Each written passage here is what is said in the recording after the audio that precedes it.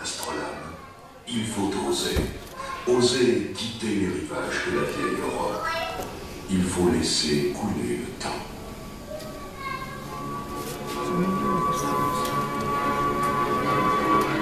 L'un des premiers hardis navigateurs dont l'histoire retient le nom est Éric le Rouge, un chef norvégien.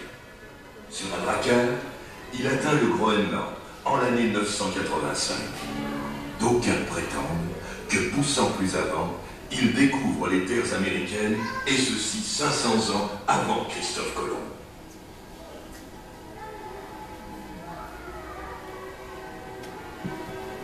« 1492. L'histoire retient cette date pour celle de la découverte du continent américain. Est-il besoin de décrire le voyage de Colomb sur la Santa Maria, petite caravelle, accompagné de 2 frêles navires, la Niña et la Pinta? Il réussit la première traversée de l'océan Atlantique. Et dès lors, de tous les pays d'Europe, des navires vont s'élancer à la découverte du monde, à la conquête des terres lointaines.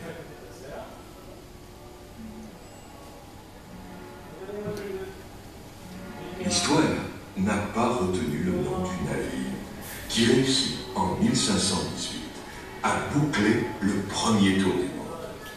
Magellan, capitaine portugais, assassiné aux Philippines, ne connaîtra pas la gloire d'un si bel exploit.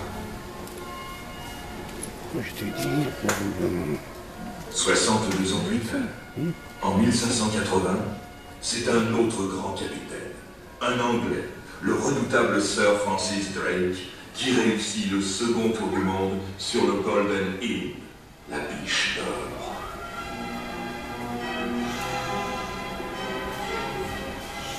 « 1620, un navire anglais, le Mayflower, aborde les côtes du continent nord-américain.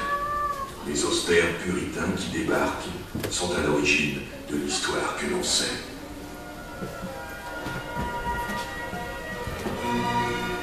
1652, le 6 avril, un autre beau voilier, hollandais celui-là, le Dromedaris, met à terre, près du cap de Bonne-Espérance, les premiers colons qui vont peupler le sud de l'Afrique.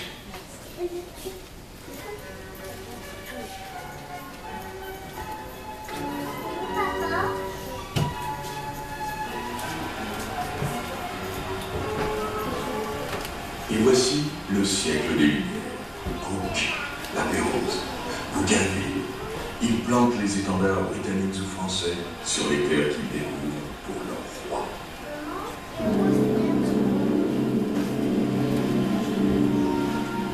À l'aube du 19e siècle, le Pamélia offre l'Australie à de nouveaux pionniers venus tenter fortune.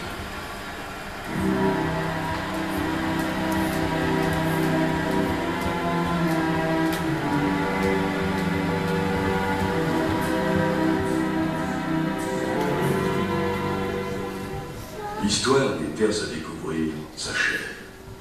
Le monde est désormais connu jusqu'à la moindre crique. En quelques heures, nous joignons les pays les plus lointains. Mais ne peut-on songer à l'esprit d'aventure, à la somme de courage qu'il a fallu à nos ancêtres pour nous donner le monde?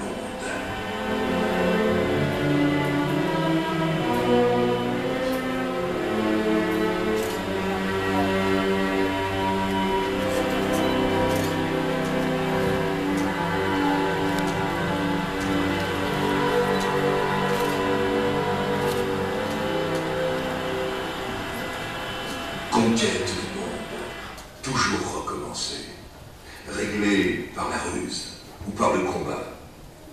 Pour sortir victorieux d'un combat naval, il faut l'intelligence, le courage physique et la chance.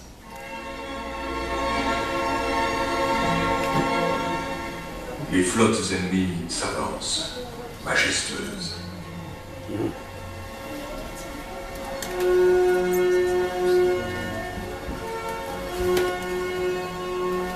Le vent gonfle les voiles.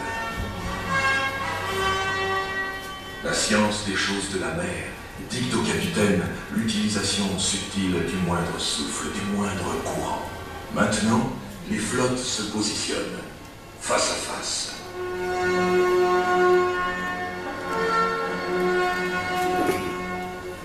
Les navires sont à portée de canon. Les sabords sont relevés, les artilleries entrent en action.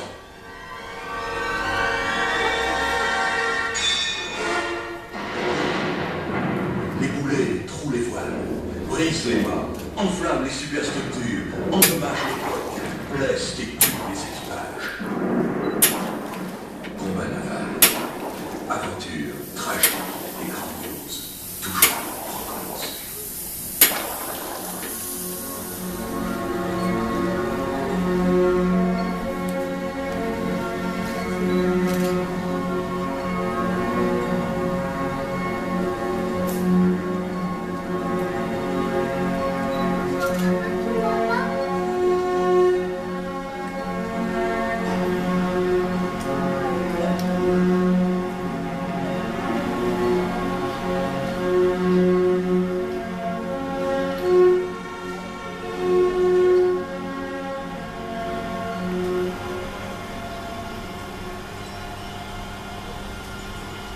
Dans notre vie d'aujourd'hui, le modèle réduit est toujours un objet familier.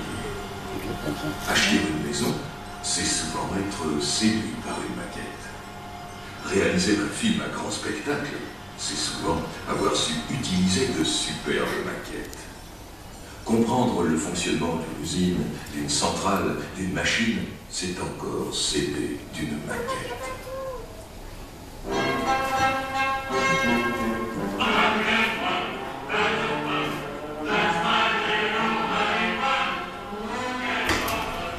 Pour conclure, offrons-nous le spectacle d'un port d'aujourd'hui. La nuit est venue, et là-bas, un bac continue son perpétuel va-et-vient au pied des immeubles. Là-bas, les remorqueurs continuent leur service. Ils vont entrer en fonction. Et là-bas, le Queen Elizabeth quitte le port, alors dans New York, c'est la fête.